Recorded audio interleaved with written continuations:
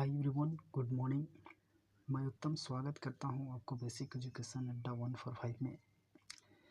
तो बिना देर किए हुए चलिए वीडियो को स्टार्ट करते हैं। तो दोस्तों, आज हम लोग ग्रामर में बेसिक कॉन्सेप्ट लेने वाले हैं। बेसिक कॉन्सेप्ट के बारे में यानी जानने वाले हैं।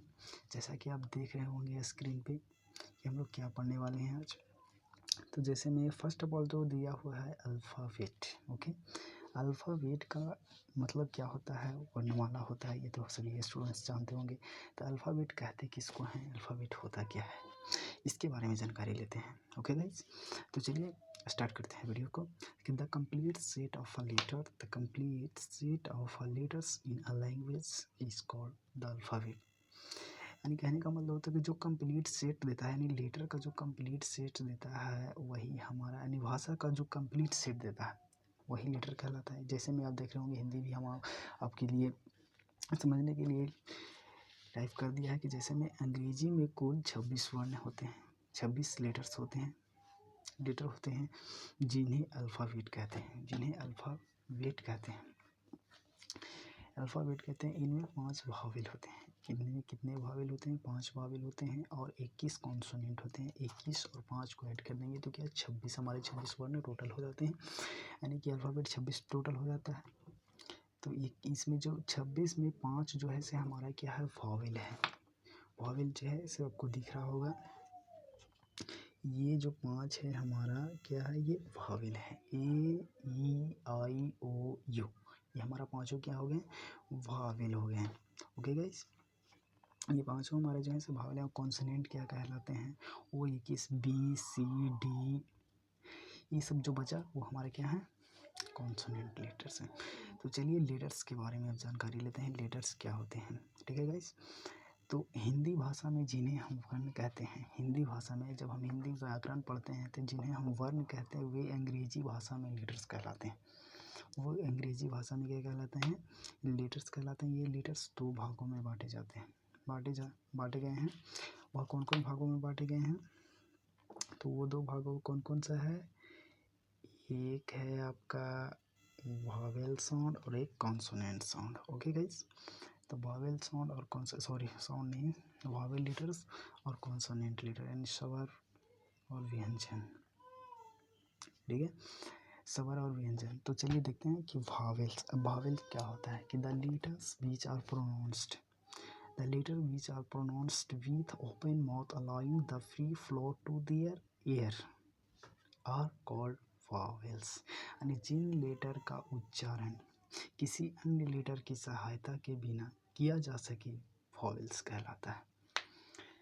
यानी कि जिन लेटर का उच्चारण किसी अन्य लेटर्स की सहायता के बिना किया जाए सके वो क्या क्या कहलाते हैं? वावेल कहलाते हैं। जैसा कि आप बोल कर देख सकते हैं, ए बोलिए तो ए ओनली फॉर ए आ रहा है। जैसे में ए बोलिएगा तो ओनली फॉर क्या आता है? ए आता है। जैसा कि आप ऐसे ए आ गया, ई तो ई आ गया, आई तो आई, ओ यू, यानी कि सिंगल का इसमें बात आ रहा है। लेकिन वही बोलिए क और अ, च और अ, यानी कि ये 2 लेटर्स, यानी कि बिना किसी का सहायता लिए जो हमारा है वो वावेल थे कहलाएगा ना। कि the letters which are pronounce, अब तो समझ रहे हो कि the letters which are pronounce with open mouth allowing the free flow to their air are called vowels. यानी कि जिन लेटर का उच्चारण किसी अन्य लेटर की सहायता के बिना किया जा सके वो वावेल कहलाते हैं। अब अगला देखते हैं कॉन्सोनेंट। ओके गाइज, तो कॉन्सोनेंट्स पढ़ते हैं। The letters which are pronounced by stopping the air flowing, एकदम अपोजिट है वावेल का consonant. Air flowing freely through the mouth are called consonant. यानी कि उपयुक्त तो 5 वावेल्स, आपने 5 वावेल्स देखा होगा। कौन कौन Wavell? A E I O you, ये पांचों वावेल को छोड़कर बचे 21 लेटर्स कॉन्सोनेंट कहलाते हैं। बात में तो हम पहले ही बता दिया था आपको कि इनका उच्चारण वावेल्स की सहायता के बिना नहीं किया जा सकता। बिल्कुल बात सही है। कि जैसे में आप का बोल करके देखिए, के, ए, बी, ई, सी, यानी कि बिना वावेल का सहायता के बगैर कॉन्सोनेंट का उच्चारण नहीं किया जा सकता है। ओके गाइस, नोट में कुछ देख लेते हैं।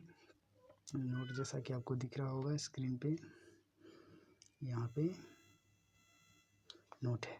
तो नोट में देख लेते हैं वो क्या करते हैं। डब्लू और वाई सेमी वॉवेल्स होते हैं, वॉवेल होते हैं या कहलाते हैं, सेमी वॉवेल्स कहलाते हैं। ये स्थिति अनुसार वॉवेल और कॉन्सोनेंट दोनों ही तरह से प्रयोग किए जाते हैं। ठीक है, यानी ये समय के अनुसार जैसा कोई सेंटेंस है उसी के अनुसार ही का है। कभी कभी आपको कॉन्सोनेंट में भी यूज़ होने लगेगा और कभी कभी वॉवेल में भी यूज़ होने लगेगा। तो यही हमारा क्या कहलाते हैं, सेमी वॉवेल कहलाते हैं। लेकिन ये बात याद रहना चाहिए, अगर कोई पूछ देगा, काफ़ी बार कंपटीशन वाले एग्जाम में भी पूछा है कि सेमी वॉवेल्स कितने हैं, तो सेमी वॉवेल्स 2 हैं। कौन कौन है, डब्लू और वाई। डब्लू और वाई जो हो गए हमारा क्या हो गए, सेमी वॉवेल हो गए। ओके कोच, अब थर्ड नंबर देखते हैं वर्ड। वर्ड क्या होता है, शब्द, जिसको हम कहते हैं any meaningful combination of a letters, any meaningful combination of a letters signifying an object, an action or modifying or qualifying expression is called a word। कहने का मतलब ये होता है कि लेटर्स को आपस में मिलाकर लिखने से, लेटर को आपस में मिलाकर लिखने से जब उस अक्षर का समूह का कोई अर्थ बनता हो, समूह का कोई अर्थ बनता हो तो उसे वर्ड कहते हैं। यानी कि group of a letter, group of a letter. जैसे में हम आपको बताते हैं कि यहाँ पर हमने क्या लिख दिया, ए लिखा, बी लिखा, सी लिखा, तो ये हमारा क्या कह रहा है, लेटर कह रहा है। लेकिन यहीं पे हम क्या करेंगे, B O Y, Y, Y कर देंगे तो हमारा ये क्या बन जाता है, एक शब्द बन जाता है, वर्ड बन जाता है। यानी कि ग्रुप इसी को कहा गया। ठीक है, कम्बिनेशन, हमने वर्ड को क्या किया, इन तीनों वर्ड को हमने क्या कर दिया, कम्बिनेशन कर दिया। यानी कि बी ओ वाई, बॉय मतलब लड़का, तो आप जानते ही होंगे। तो एक कम्बिनेशन जिसको यानी कि तो उस शब्द, तो उसे वर्ड कहते हैं। ऐसे एक वर्ड के लिए कम से कम एक वावेल और एक कॉन्सोनेंट का होना आवश्यक होता है। ठीक है, एक वावेल और एक कॉन्सोनेंट का होना आवश्यक होता है। यदि वावेल ना हो तो उसकी ध्वनि वाला कॉन्सोनेंट होना चाहिए। जैसे बॉय, जस्ट आ गया, जैसे boy, cat, school, man, etcetera, etc। Okay guys, जैसे एक्सेप्शन पे देख लेते हैं, ए कॉमा आई कॉमा ओ जैसे वर्ड्स में एक ही लेटर हैं जो इस नियम के एक्सेप्शन है। ओके, अगला देखते हैं वोकैबुलरी। ठीक है, तो the stock of words in a language is known as the vocabulary. किसी भाषा के शब्दकोश, किसी भाषा के शब्दों के भंडार को वोकैबुलरी कहा जाता है। वोकैबुलरी कहा जाता है, यानी कहने का मतलब कि किसी भाषा के शब्दों के भंडार। आजकल इसका यूज़ यानी स्पोकन इंग्लिश में इसका यूज़ ज़्यादातर पड़ रहा है। इसका यूज़ बिना इसके बगैर आप इंग्लिश में थोड़ा बोल नहीं पाएंगे। वोकैबुलरी रहेगा तभी आप कुछ कर सकते हैं। ओके गाइस, अब सिलेबस के बारे में जानते हैं। सिलेबस क्या होता है, तो किसी वर्ड का उच्चारण करने में उस वर्ड का जितना भाग एक बार में बोला जाता है उसे सिलेबस कहते हैं। ओके गाइस, एक वर्ड में एक या अधिक सिलेबस हो सकते हैं। फॉर एग्जांपल, जैसे में एक सिलेबस वाला यू गो, ये एक सिलेबस वाला हो गया। लेकिन दो सिलेबस के देख लेते हैं, फादर, फादर, वाटर, ये हो गया दो सिलेबस वाला। अब दो से अधिक, इसमें ब्यूटीफुल, 3 बार में हम करके इसको बोल रहे हैं कि नहीं, पॉसिबिलिटी, पॉसिबिलिटी 3 से 4 बार में हमने इसको करके बोल दिया, तो ये हमारा क्या हुआ, सिलेबस कहला गया। तो आपको पता चल गया होगा कि आपने क्या क्या पढ़ा, alphabet, letters, vowel letters, consonant letter, word, vocabulary, syllabus, यानी इतना के बारे में आपको जानकारी हो गया। तो धन्यवाद दोस्तों, मिलते हैं अगले वीडियोस में।